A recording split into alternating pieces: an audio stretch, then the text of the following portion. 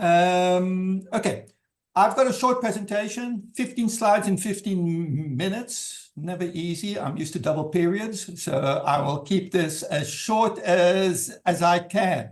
Okay, this is always the scariest part, to see that it all works. Okay, let's do this. I take it. Mercy, if you could just confirm that you can see your co-panelist. Yeah.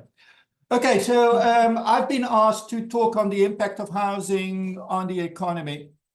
An interesting topic that we've often done too little about. And I think my starting point here is that with property, for most households, it's first of all a shelter.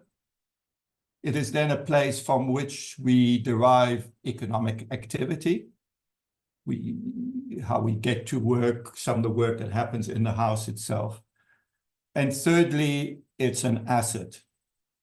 Unfortunately, in South Africa, we're lucky if we get to the first, to the shelter, a place from which we work. I've often made the statement, which I've made a bit too often, the South African solution was based on the 40 by 40 square meter house, 40 kilometers away from where you work, where you spend 40% or more of your income on transport.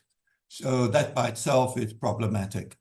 And then the lack of title deeds means that we are not optimizing.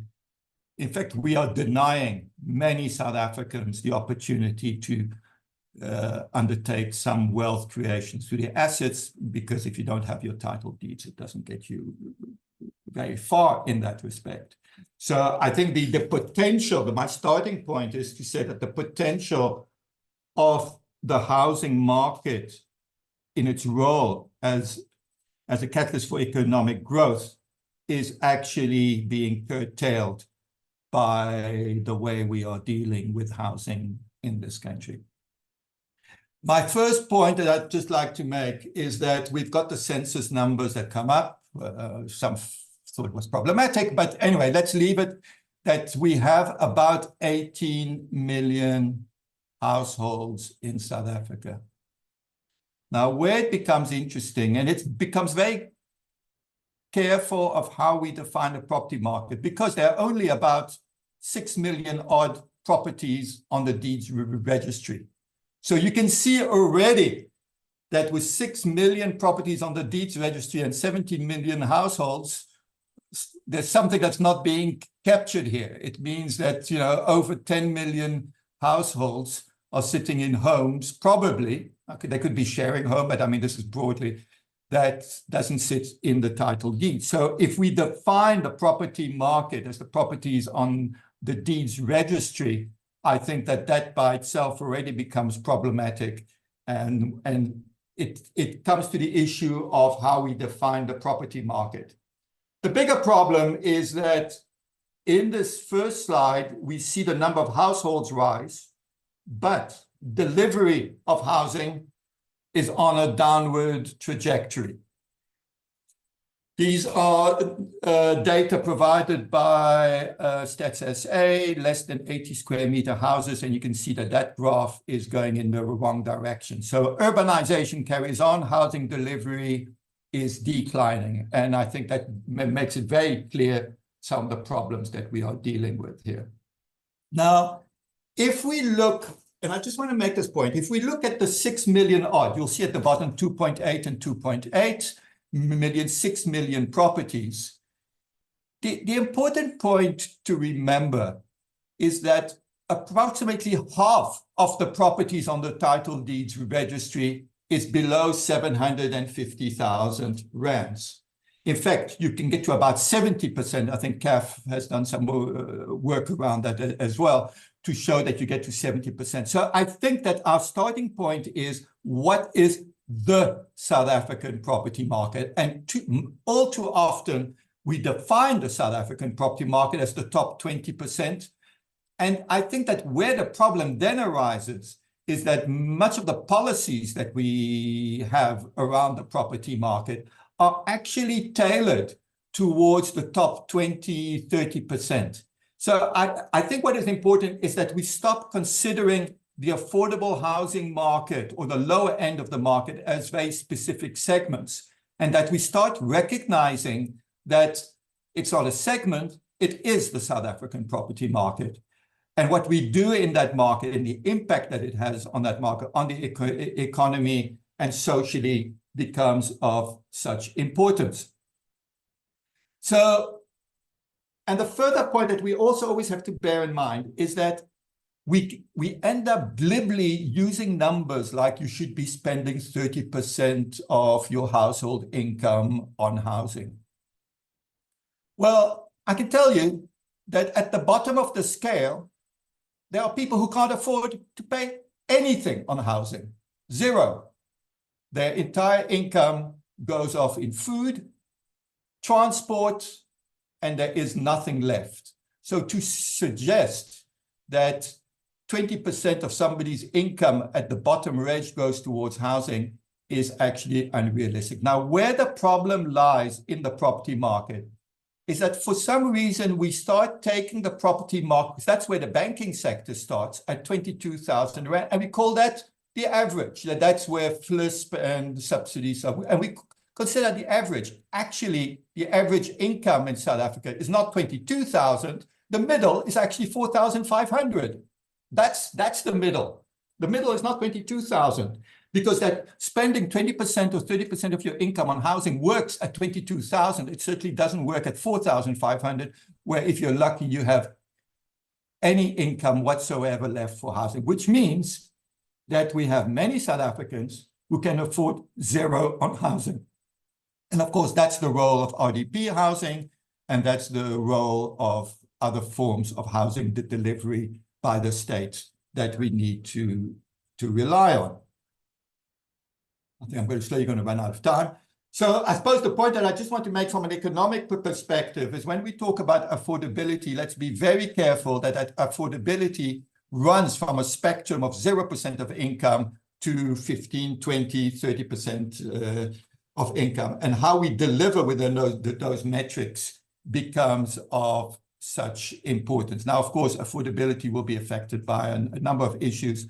And what's important is that the household will trade off.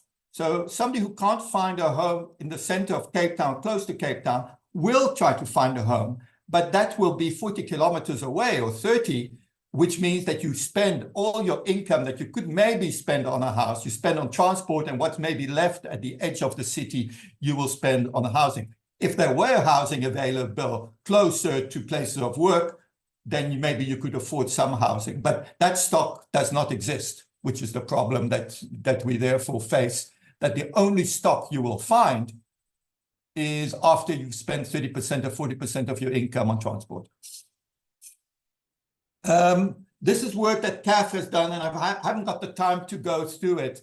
But of course, that interrelationship between the property market and the economy is well known through its multipliers. CAF has done some interesting work to look at the intermediate inputs, the value added. In short, we're adding 55 billion rands in assets in South Africa onto the property market. But the important point is that the housing market is not only, apart from the housing role it plays, it is an employer.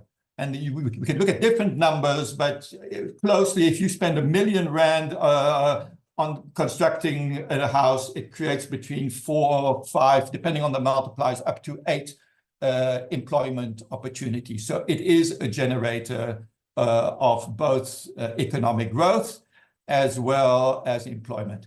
I just want to make a point here. If we look at the construction sector is a fairly small role in the economy at around 2.5%, but it's a fairly hard hitter when it comes to employment at 7.6. So its role in the economy may not be that hard, but it has a much bigger role when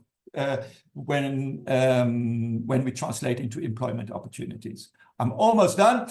Okay, so now let's just take that part of the market where the affordability does lie 20 or maybe percent, 22,000 and below. Obviously, it's a market where interest rates have played their role. And on the right, you see a graph with a brown graph going down, which just shows the impact which higher interest rates have had on affordability with the number of mortgages going through. At the moment, take a development, 30 sales, one person will qualify for a bond out of 30. So the impact, again, that the housing market has on the economy is influenced by that. And what you start seeing is the shift from ownership to rental. A few more slides to finish. The affordability issue is also being influenced by the fact that the lowest end of the market, 400,000 and below, you can see that those prices are rising by 8% and above, which is well above the rise in salaries, which invariably starts meaning that it affects affordability.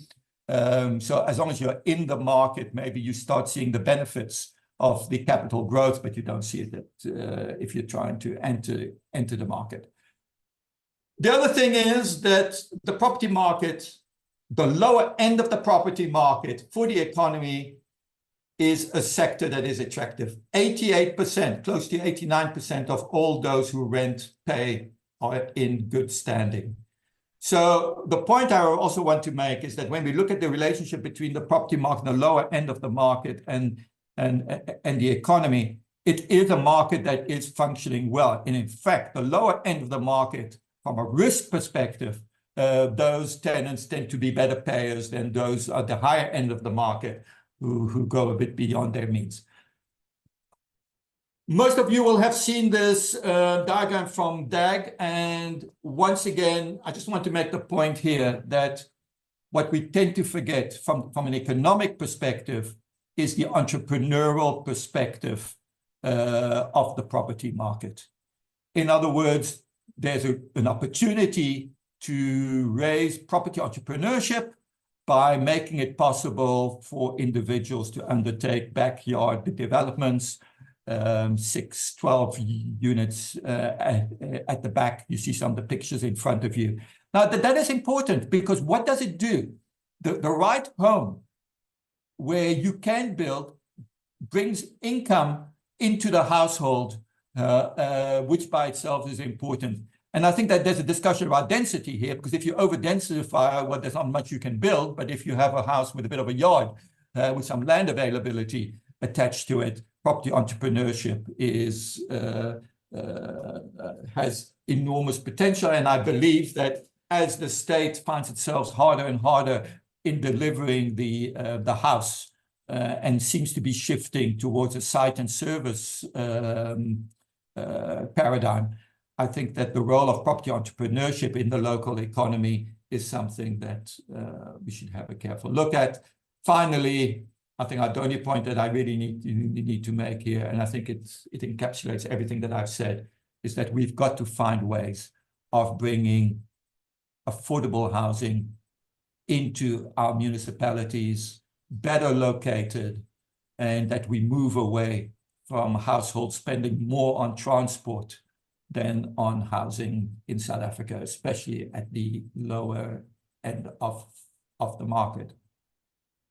And I don't need to repeat this. I think that the audience is well aware that the housing sector, apart from economic growth, local economic development, is actually a sector that touches on most of the SDG